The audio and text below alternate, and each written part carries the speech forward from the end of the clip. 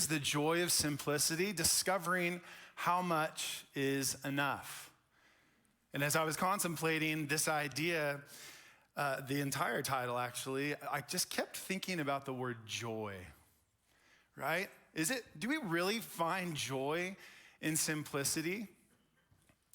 I want us all to be honest with ourselves this morning.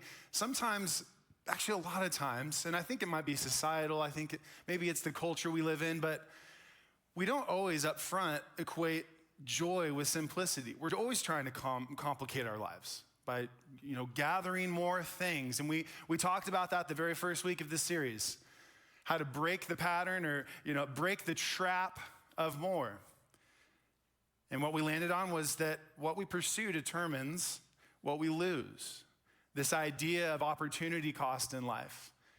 We can pursue God or we can pursue more. It doesn't really seem like there's much in between. Last week we talked about contentment and learning what it looks like to be content in all circumstances. I find joy in contentment. But not before I have to learn hard lessons in how to be content, right? And ultimately what we landed on was, it's not what we have in which we find contentment, but it's who we trust that brings contentment and value. So we're continuing on today, and today we are talking about generosity.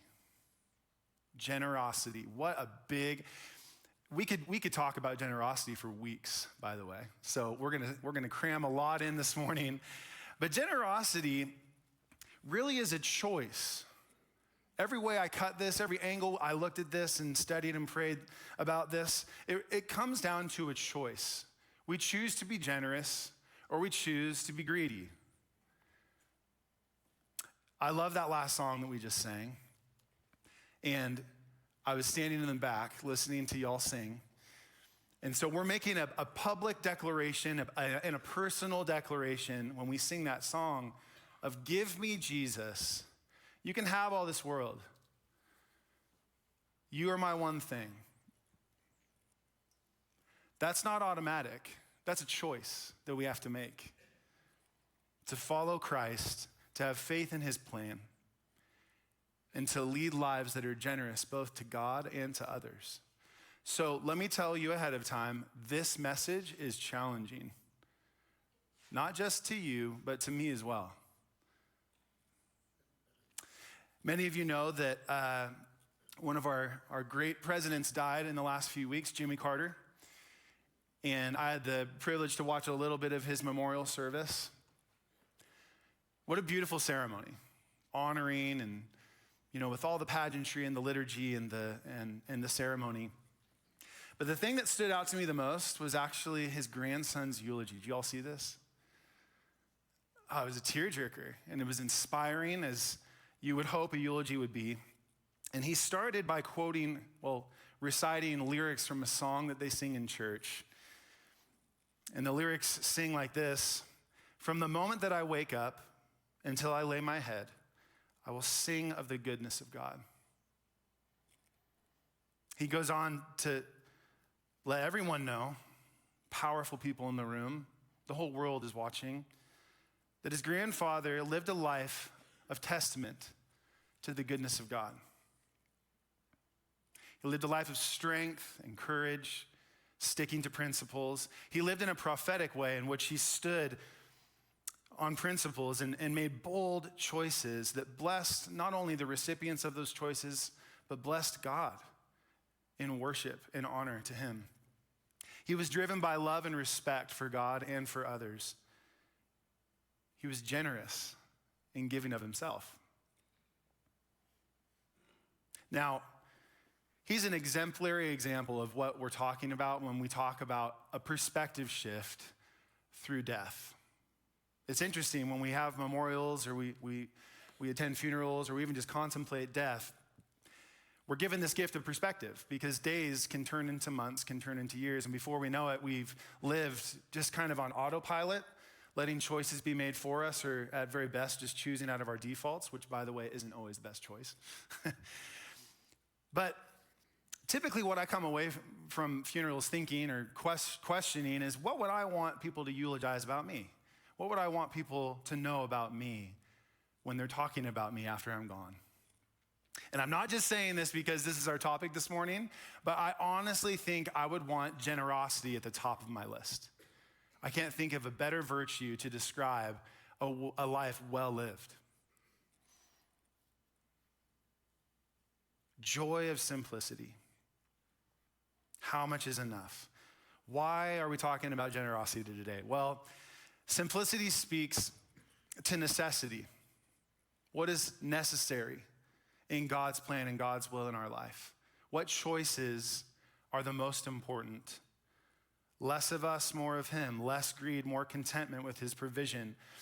Generosity is living out this conviction that we've already been talking about for a few weeks.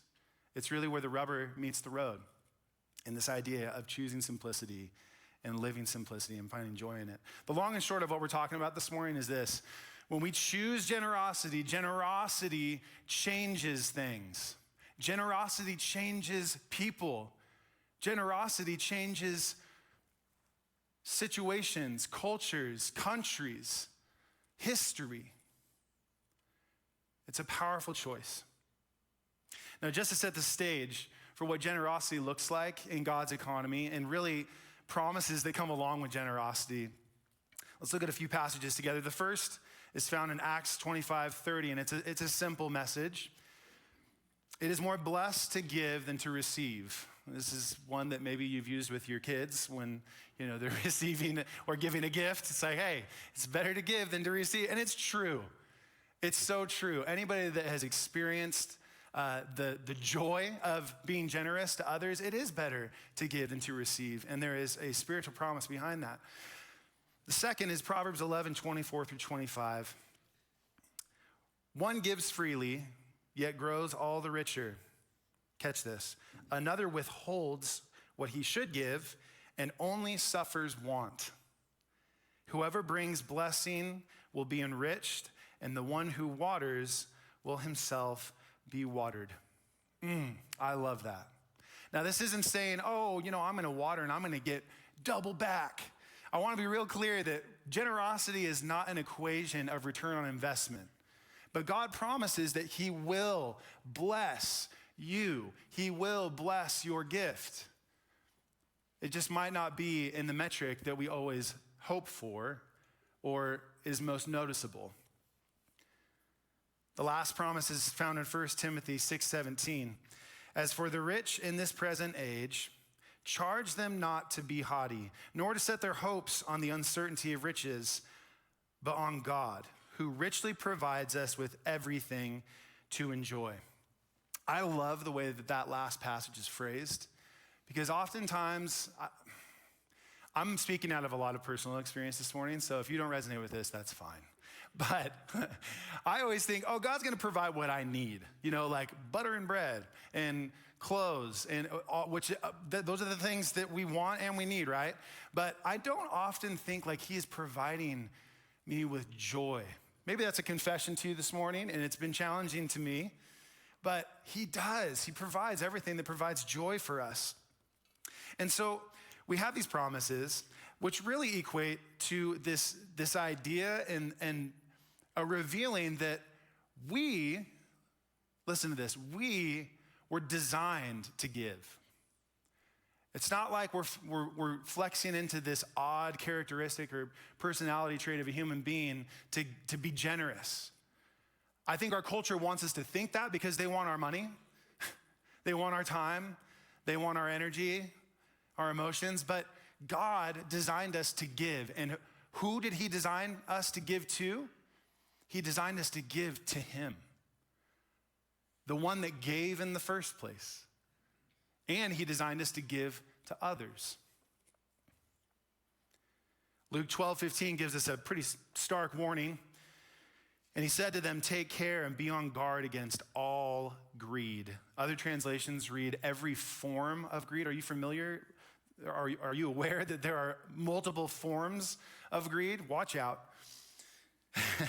Be on guard against all greed, for one's life does not consist of the abundance of possessions. It's interesting. I want you to just take a moment and think about your things, your possessions, all the things that you own. Those things are not you. You know, we read stories and watch videos of the current situation in California, these fires that are running rampant and destroying everything that people own. Is that person destroyed? No. They're in a hard situation for sure. But we are not just an abundance of our possessions. But when we believe that, a few things happen. For whatever reason, even though we're designed to give, we have to fight this tendency to hoard and to create abundance within our life. And I'll offer up a few reasons that I think that this happens. The first is fear. We're talking real nuts and bolts today. So we have fear that we don't have enough money. I'll be really clear. We don't have enough money. I can't give. I can't be generous with my finances. I have bills to pay. I have mouths to feed. I have, car payments and a mortgage, and I want to plan for my kids' future. Yes, you're right. Those are things. Those are responsibilities. Those are all wonderful things that God has given us to take charge of. However, and again, this is challenging for me too. He doesn't say give generously if your bills were lower this month. He says give generously, and I will give. The second is fear of, so the first is fear of not having enough. The second is fear of not being enough. This is a little more nuanced. Again, societally, culturally speaking, when you have stuff, nice stuff, people think certain things about you, maybe. Oh man, I really want to get that shiny new car. I love that Brandon always talks about trucks, because that's a thing, right? I have an old Ford, which I'll talk about later. But we oftentimes, we equate success with things. It's just a thing. And so we have this fear that if we don't have, then people will think less of us, that we're purposeless or we're failures. Another reason that we have this tendency to keep and not give is we just have selfish greed. And oftentimes it occurs in here or in here. I deserve that trip with my friends or my family. I deserve that house. I deserve that car.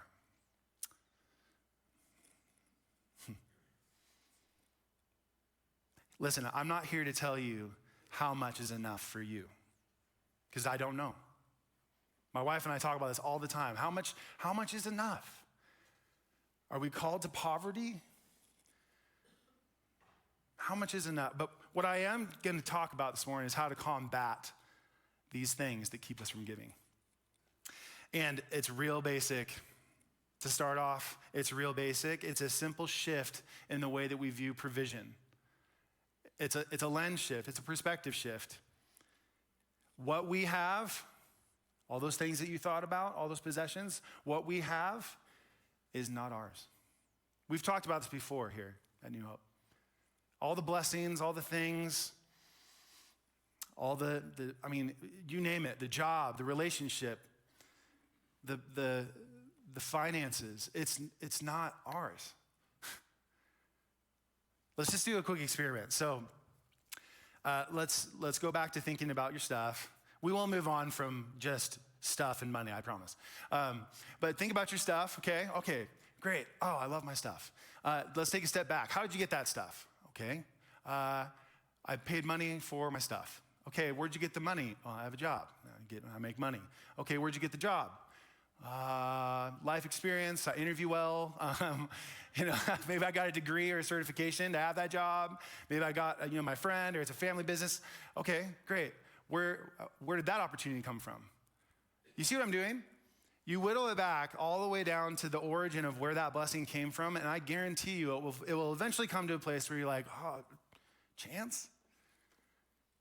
Come on. So if you think about your stuff this way, these temptations to hold back become less and less. because you finally realize, what am I doing? Why on earth do I think that I have the right to withhold anything from God? Psalm 24, 1-2 states this perfectly. The earth is the Lord's and the fullness thereof, the world and those who dwell therein, for he has founded it upon the seas and established it upon the rivers. Everything is from God. He is the giver, and he calls us in our nature to give back to him. So what's our choice? I kind of already spoiled that. Our choice is between greed and generosity. There's this gentleman he's no longer with us, but he's kind of considered the father of American psychology. And he goes by the name. His name is William James. And he had a lot to say about pragmatism. And he has this theory that it's really a coin phrase. 2 choices, not 3. Have you all heard this? 2 choices, not 3. People that work in retail, people that have leadership roles within big organizations, they use this concept to whittle down choices to the most important choice, to have favorable outcomes. And it's not manipulation. It's literally just bringing it to the most simplistic form. So this is a brilliant mind who is spoken into a lot in our world. How much more the creator of the universe speaks to simplicity of choice when he says, you can either choose money or me. You can choose greed or you can choose generosity. You can choose the world or you can choose to worship me. Simple choice. Simplicity. And the frame for this today, I'm going to read a passage that we've heard so many times, but it really does always come back to this. You guys remember the Jesus Creed? The whole season that we went through? It's the greatest commandment. And it's found in Matthew 22, 37-40. That's where we're reading from today. You shall love the Lord your God with all your heart and with all your soul and with all your mind. This is the great and first commandment. And a second is like it. You shall love your neighbor as yourself. On these commandments depend all the law and all the prophets. All right. Love. Love God, love people. Be generous to God, be generous to people. So let's talk about what it looks like to be generous to God, starting off with our finances. Early generosity within the Bible is interesting to me. We see, it just seems so much simpler. But what's funny is that we're living in the same times with the same kind of problems. We just complicate it with different ways in which it plays out. Let me show you what I mean. So in Genesis 28, 20-22, Jacob is making a promise to God. He says, if God will be with me and will keep me in this way that I go and will give me bread to eat and clothing to wear so that I come again to my father's house in peace, then the Lord shall be my God. And this stone, which I have set up for a pillar, shall be God's house.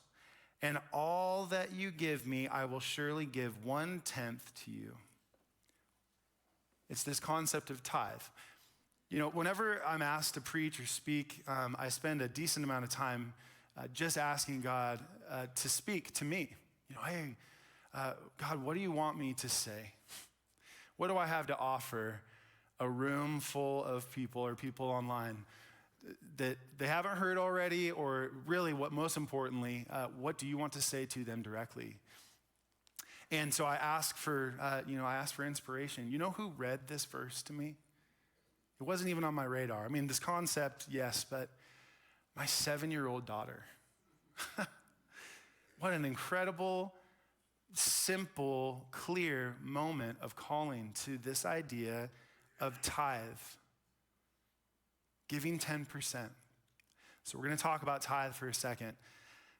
Tithe is the proper and natural response to God. In worship, in sacrifice, in rich or poor, we're called to give a tithe. Now, tithe can be difficult. I don't know if anybody, Brandon talked about this a while ago, so I don't want you to think that I don't know that I'm repeating things that we know, but it's good to be reminded again and again, especially on topics that are constantly a battle within us. Tithe can be difficult because going back to the fear and the selfishness, sometimes we think we need that 10%, right? Oh man, that's a lot of money. I've got bills. I've got things, I've got savings plans, which are all real things, right? I feel like I talk about my cars a lot. I apologize if you feel that way. But I feel like that is God's great institution to me and how to learn in life. So this last summer, we were doing something that we do all the time. We go camping a lot. And we bought a trailer some years back and bought a truck. And so we had taken a trip already that year. And we were turning around and we were getting ready to go on another trip with some friends, going down to Diamond Lake for a couple of days. Beautiful, right? We're all excited. We have everything loaded. We're driving down the highway. And we get to our turnoff to head towards Diamond Lake, and a few things happened.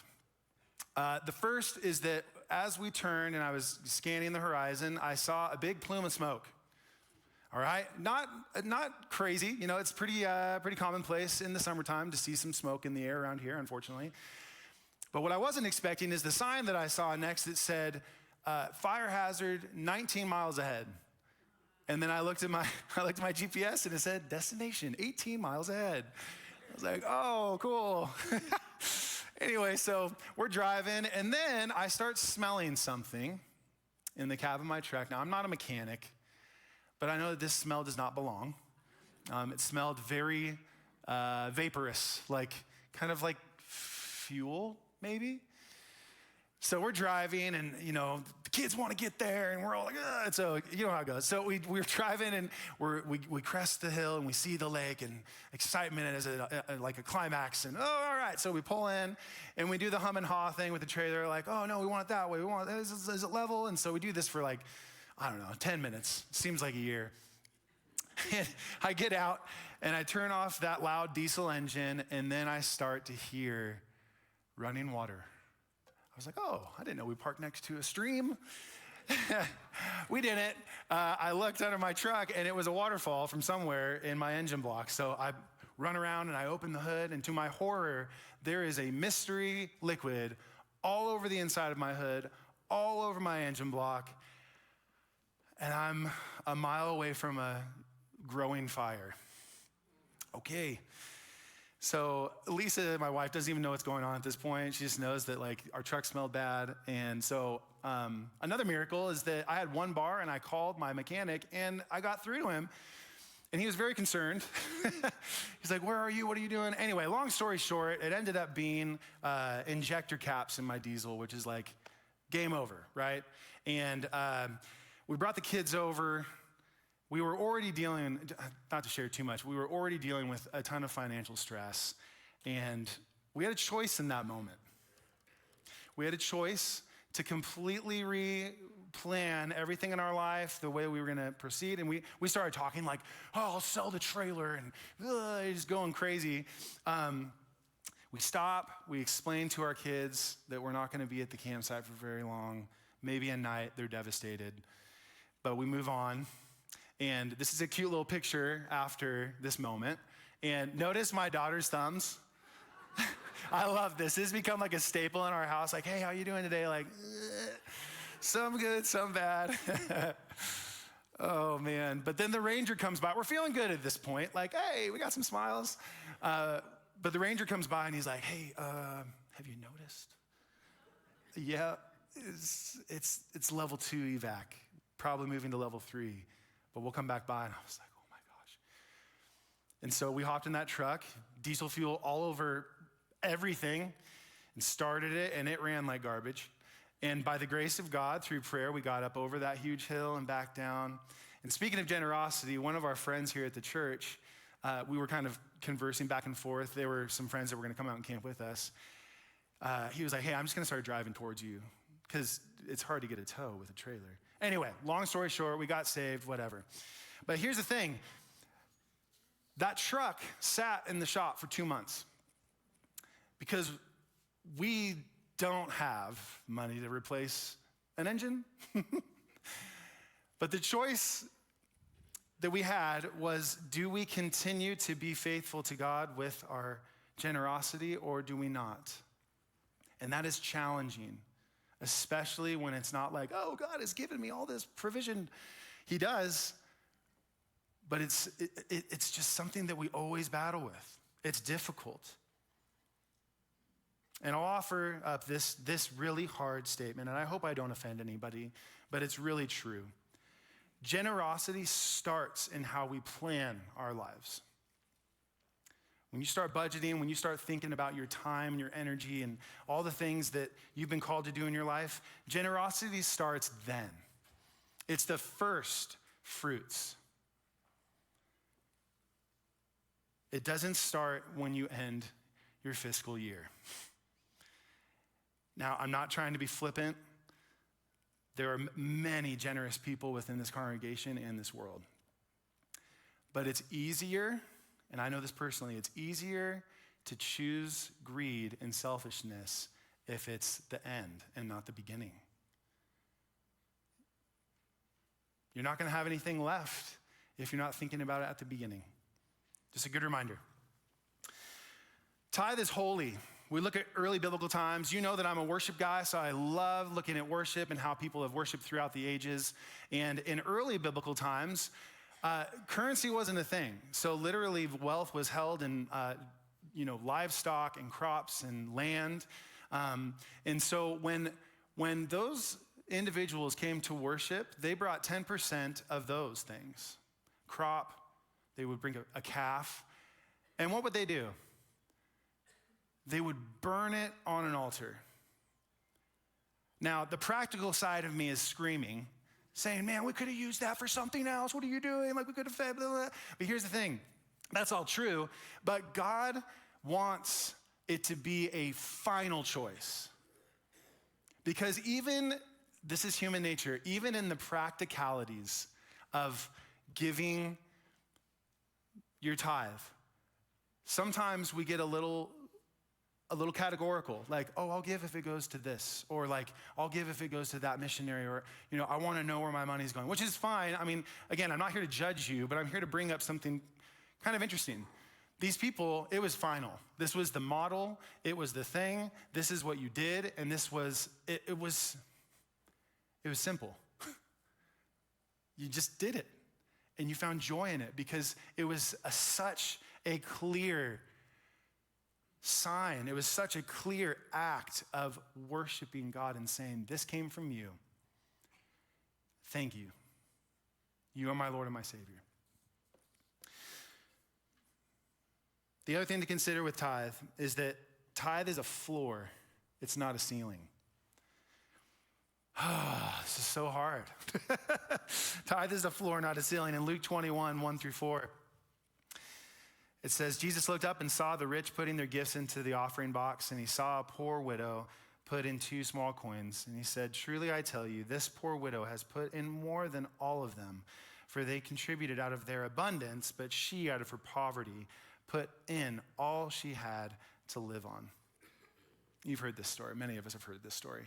She gave everything. Abandonment to this fear of enough, future planning, full reliance on God. Challenging. See, generosity shows a readiness to give more of something than is strictly necessary or expected. That's literally Oxford Dictionary definition. Giving more of something that is strictly necessary or expected. God is generous, unexpectedly generous, decidedly, deliberately, and consistently generous. That's why he's worthy of our worship. That's why it's easy to worship him. And so why do we struggle with this? Quick story, Martin Luther, Protestant Reformation, he was attributed to that. He had a career that he was pursuing in law before he became a minister. Joke's on him. No, I'm just kidding. He had it's a beautiful story. But the part of the story that's really interesting to me is that as he was beginning his career, he got married, and he and his wife decided at that point what their need was, how much was enough for them, their need at that point. Now, like anybody, he advanced in his career. He started getting notoriety. He had royalties from his writings, and he was gaining wealth. But I think you see where I'm going with this. They never kept more than that need. That is so challenging to me because, again, we've talked about this, but our tendency is to move that needle like as we gain. Like, oh, I can level up. I can get this thing or that thing, you know what I mean? If we set our need at the beginning, and we set our generosity at the beginning, it becomes much easier. A pastor that I had back in Oregon City gave a great kind of standard for this. He said, your finances are doing fine if you do these few things. Give a tithe, support a missionary, and support a child. That usually will kind of set up like how you should budget your life. And then anything off the top, give away, because it's not worth it. So we've talked a lot about generosity with money, but one thing that I think we don't give enough weight and attention to is generosity with time and with ourselves. I don't want to use the flippant phrase of like we just throw money at stuff, but I think sometimes that's easier than what I'm about to talk about, okay? So there's a great passage, Psalm 46:10. Be still and know that I am God. Be still and know that I am God. What does it look like to be generous to God with your time and with your presence and with yourself? It looks like being still and trusting him. It looks like taking to heart that perspective shift of, I've been given a job, I've been given work, I've been given purpose, but at the end of the day, he rested, and I need to rest. I need to trust. I need to not labor and toil, but cast my cares on him for what he's done in my life. Another passage that gives this dimension is Proverbs 3:6. In all your ways acknowledge him, and he will make your paths straight. Simple, straight path. When we spend time with God, we find this joy, this depth, this surrender that is so necessary to our busy life. This is where that joy comes from. Okay, so we've talked about being generous to God. Now we're going to talk about being generous to people. Being generous with our finances. Again, with people. Now, all of this is so personal, right? And it's all individual to you as well. And so, your conviction with the Holy Spirit and walking through this day to day. But I mentioned this at First Wednesday this month. I had an opportunity to share. And I said that when we love our neighbors, if it doesn't cost anything, it's probably not a real love, like a love of depth. If it's not tested, it's probably not real. And the principle here is that we don't need to be our neighbor's savior. Like, oh man, you got all these bills? Okay, here you go. That's not what we're talking about here, but we're talking about considering financial generosity and how we serve our neighbors. Quick example, I love my wife. She is so oriented toward God and people. She's an inspiration to me, always. But for Mother's Day a few years ago, she said, I want you to build me a picnic table. And I was like, okay. And I built this little picnic table that sits out front for our kids. It's adorable. It's scary. I don't sit on it. It holds them, which is great. But she said, I want it to look exactly like that one. And at the same time, I had been reading and considering just this concept of the Lord's table. And there's this wonderful book. If you want to hear about it later, I can chat with you in the hall. But it's this idea of building a table within your community to foster relationships and connection. And so on that premise, like any building project, I planned it out. I went out and bought the materials. It cost money. And then we went out and we put this table on the easement between the sidewalk and the road. Not really on our property. And our neighbors were hilarious. They're like, what? Is this free? And I was like, no, don't touch it. But no, I'm just kidding. We said, come. We want you to sit at this table because this table is for you to connect with one another and to connect with us. And I cannot tell you, I stopped keeping track. I cannot tell you how many conversations, deep connections we've had around that table. It's awesome. So if you want to build one of those, just come and find me and we'll plan it together. But the bigger one of loving and being generous to people is well, I shouldn't say bigger, but another one to consider is our time and giving of ourselves. And that is difficult because it's scary, it's unpredictable. And I also said this at First Wednesday, opening up time and opening up yourself to your neighbors should not look like an option for you. It shouldn't look like an option, it should look like an invitation. Your neighbor's lingering, at least wave. We're baffled at how many of our neighbors were like, hey, how's it going? And they're like, I mean, maybe it's in our approach. I don't know. But they act like we're invisible.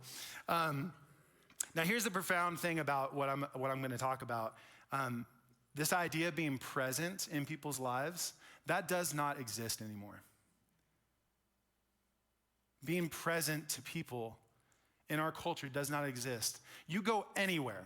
You go to the store, you go to the bank, sometimes even here at church, sometimes driving, which is scary. Everybody is on their phones. Everybody. You wait in a line at a convenience store, it's like, I would love to talk to somebody, but like everybody, it's crazy. In my opinion, it's an epidemic. Be generous where there is drought. Be generous where there is darkness and loneliness. Everybody's distracted. What if you were the one weirdo, like, I'm not on my phone, I'm available. Well, I had this funny moment waiting at the doctor's office a while ago where like this gal across the way and I were like literally the only ones looking up. And we caught eyes and I was like, oh, hey, you want to chat? She, oh, yeah, cool. So I moved and like we talked for a little bit. But being present is difficult, and here's why. It's multifaceted. I'm just gonna roll through these ideas of how to be present because it's scary sometimes. So the first thing is just being mindful. We don't want to just be present. We want to be intentional, right? And so being mindful, being aware of your thoughts and placing those to the side when you are connecting with someone. This really played out when we invited our neighbors to that table in our front yard. We are different people. Our commonality is that we have the same street in our address, right? So putting my opinions, putting my emotions to the side and being present and gracious in the way that I'm receiving them. The other thing is active listening, paying attention to others, maybe even trying to empathize with them and having a meaningful response, a thoughtful response in this conversation. Emotional awareness, attending to their communication while they're talking. And last, but definitely not like the end of this conversation, connecting emotionally. This is probably the hardest one. We're talking about vulnerability. Being emotionally available, being emotionally present so you can connect with them. And here's why. You let them get to know you, like actually get to know you, they'll actually maybe get to know Jesus. You may be the only Bible that they're reading. So why wouldn't we allow ourselves to be opened up to their life? I have a quick story. I have a neighbor. He's an interesting guy. He's full of personality. We have like, you run the gamut of emotional experiences when we can like, I'm trying to put this lightly. Sometimes our interactions are hostile and sometimes our interactions are great. It just depends kind of on what kind of mood he's in for the day.